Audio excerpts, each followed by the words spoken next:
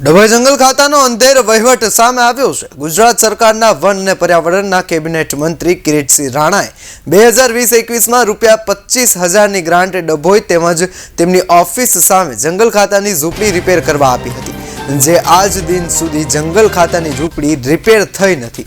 રૂપિયા 25,000ના કામમાં જો 4-5 વર્ષ નીકળતા હોય તો લાખોના કામ જંગલ ખાતાના વહીવટના અધિકારી કઈ રીતે ખતવી દેતા હશે એ સવાલ ઊભો થાય છે। અંગેની રજૂઆત વિનોદ સોલંકી દ્વારા BFO, CFA અને એવા ઉચ્ચ અધિકારીઓને કરવા છતાંય જો કામ માટે 5 વર્ષ લાગતા હોય તો જંગલ ખાતા ડભોઈની ઓફિસનો તપાસનો વિષય થઈ જાય।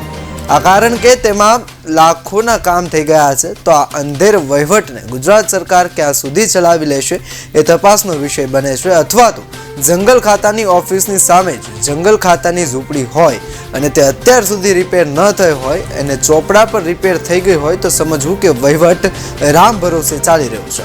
એક જાગૃત કાર્યકર્તાએ ઉચ્ચ કક્ષાએ રજૂઆત કરવા છતાંય અધિકારીઓના પેટમાં પાણી હલતું નથી, તો શું સમજવું તે મોટો સવાલ છે।